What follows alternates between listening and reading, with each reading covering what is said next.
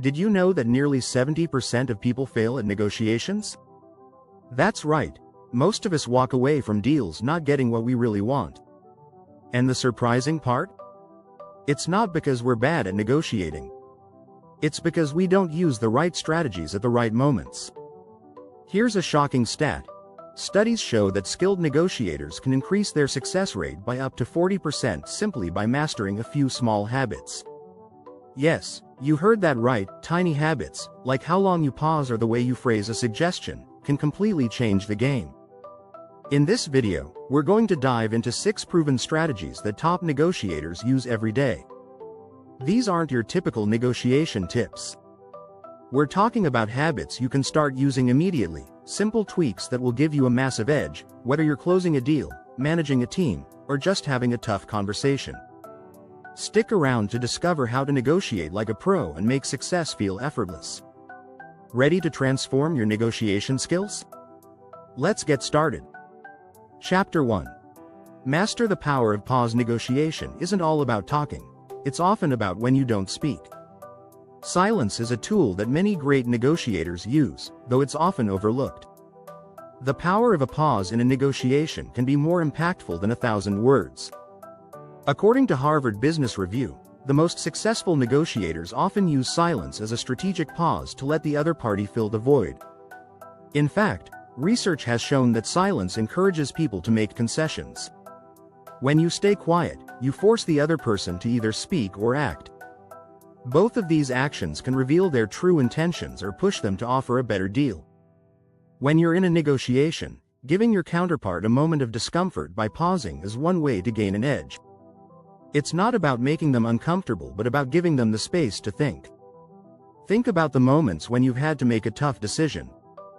The longer the silence, the more likely you are to rethink your position. The same principle applies in negotiations. A well-timed pause can create a psychological tension that encourages the other party to move forward or make an offer. Here's the thing. Silence signals confidence. When you pause, it shows you're not desperate for a response, which in turn strengthens your position. A study by the University of Chicago found that people who speak less in negotiations tend to come out ahead because they have the ability to carefully listen and assess the situation. So, next time you're negotiating, try to embrace the power of the pause.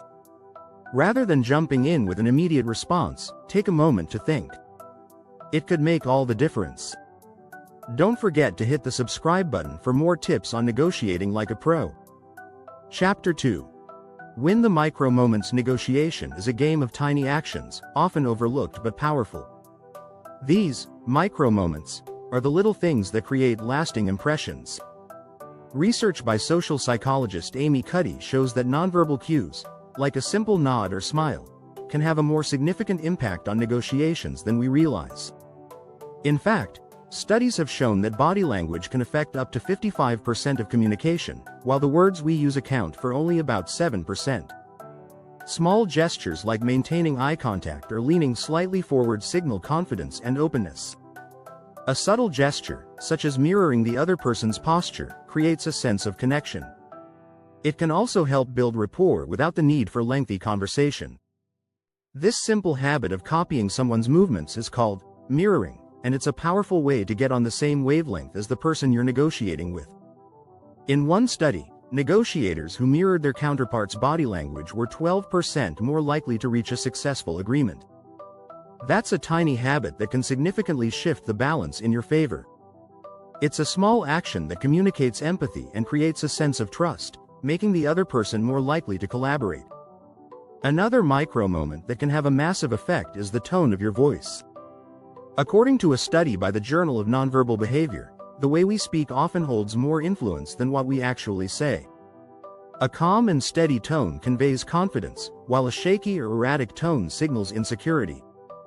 When negotiating, practicing a controlled tone can make your arguments more persuasive and your presence more commanding.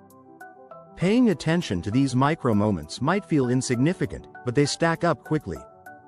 They build an invisible layer of trust, empathy, and cooperation that can make negotiations smoother and more successful. It's not always about the big moves. Sometimes, the small ones have the greatest impact. Chapter 3. Flip the script with empathy. Empathy isn't just about being nice. It's about understanding the other person's needs and emotions, which can dramatically shift a negotiation. When you practice empathy in negotiations, you're able to see things from the other person's perspective. By doing this, you create opportunities that wouldn't exist if you were solely focused on your own interests. A great example of this comes from Getting to Yes by Roger Fisher and William Ury, two experts in negotiation. In their book, they talk about the importance of focusing on interests instead of positions. For example, instead of arguing about a price, ask why the price is important to the other party. This will help you identify their deeper interests and uncover areas where both sides can benefit. Research has shown that people who employ empathy in negotiations are more likely to reach win-win solutions. A study from the University of California found that negotiators who used empathetic communication were able to generate better agreements because they focused on mutual understanding rather than rigid demands. This emotional intelligence can create a bridge between conflicting parties and build a foundation of trust. Imagine negotiating a salary. If you only focus on your own financial needs, you may miss the employer's needs, like budget restrictions or the need to retain talent. But when you empathize, you can tailor your argument to meet both of your needs. Maybe they can't meet your salary demand, but they offer you extra vacation days or a flexible work schedule instead. Empathy also helps build rapport. It signals that you care about the relationship and the outcome for both parties. As famed negotiator Chris Voss puts it, the best way to get what you want is to give the other side what they want. By understanding their underlying needs, you can create a more effective, collaborative negotiation. In conclusion, flipping the script with empathy doesn't mean giving up your position. It means being flexible enough to find hidden opportunities that lead to better deals. When you understand others, you unlock new paths to success. Make sure to subscribe for more negotiation tips that can help you close deals effortlessly. Chapter 4. The subtle art of suggesting without pushing. Negotiation isn't about forceful demands. It's about making subtle suggestions that guide the conversation toward a win-win solution. The art of influencing without pushing is a delicate balance. In fact, a study by Columbia Business School found that people are more likely to agree to a proposal when it's presented as a suggestion rather than a demand. This tactic makes them feel in control, which can lead to a more favorable outcome for both sides. Rather than trying to convince someone with a hard sell, try offering your ideas as gentle proposals. For example, instead of saying, "I need this by Friday," you could say, "Would it be possible to have this by Friday?" This simple shift in language can make the other person feel less pressured, increasing the chances they'll agree. This strategy also ties into the principle of reciprocity, which psychologist Robert Cialdini discusses in his book Influence: The Psychology of Persuasion. Cialdini explains that when you give something, people are more likely to give back.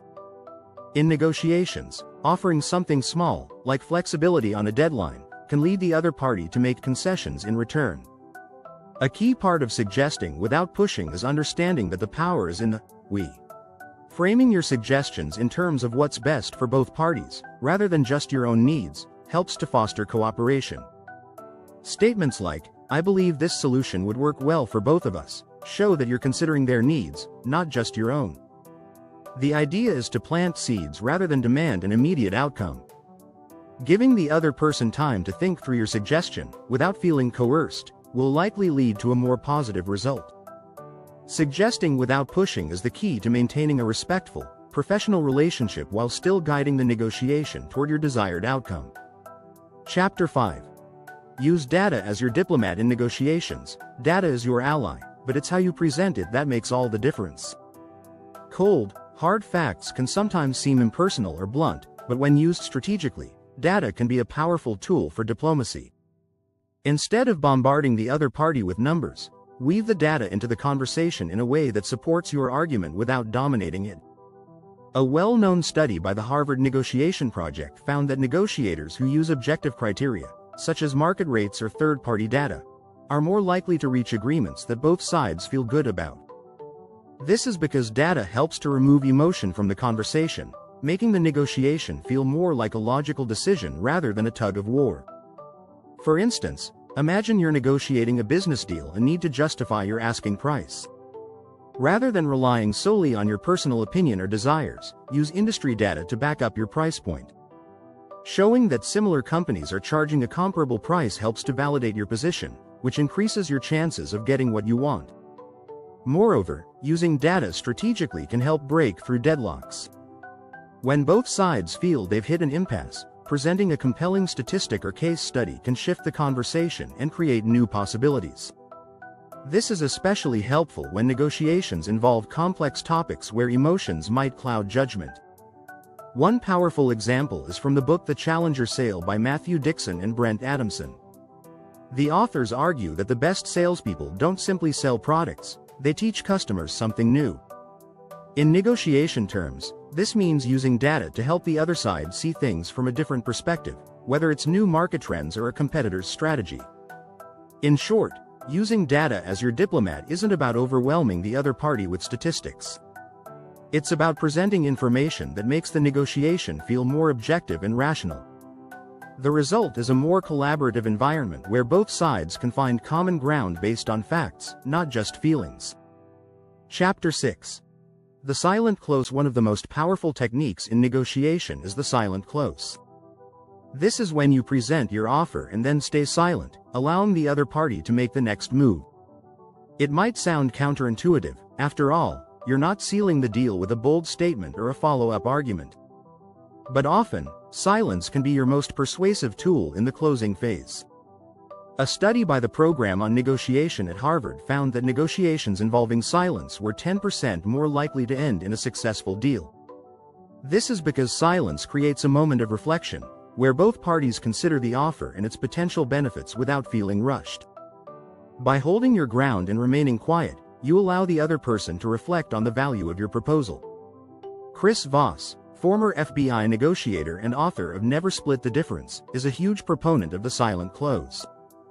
Voss says that silence in a negotiation often forces the other party to fill the gap, leading them to make a counteroffer or give a more favorable response than they would have if pressured. He calls this the 73855 rule, which highlights how much of our communication is nonverbal. When you stay silent, the other side will often try to fill the gap with a response, making the deal move forward naturally. In addition, silence conveys confidence. When you've made your offer and then stop talking, it sends a subtle message. You're not desperate, and you're comfortable with the terms you propose. The other party, seeing your confidence, may be more inclined to agree. It's also important to remember that silence is not about avoiding negotiation, it's about creating space for the other party to make a decision. Instead of pushing or talking over the other person, simply allow the silence to prompt them into action. This can work in both high-stakes and everyday negotiations, whether you're closing a sale or working out a personal agreement. To master the silent close, practice waiting after making your offer. Don't feel the need to jump in with more words or justification. Instead, trust that the silence will work in your favor. The result is often a smooth, natural close that leaves both sides satisfied with the outcome. Thanks for watching. If you found these negotiation tips helpful, don't forget to subscribe for more strategies to boost your skills and confidence.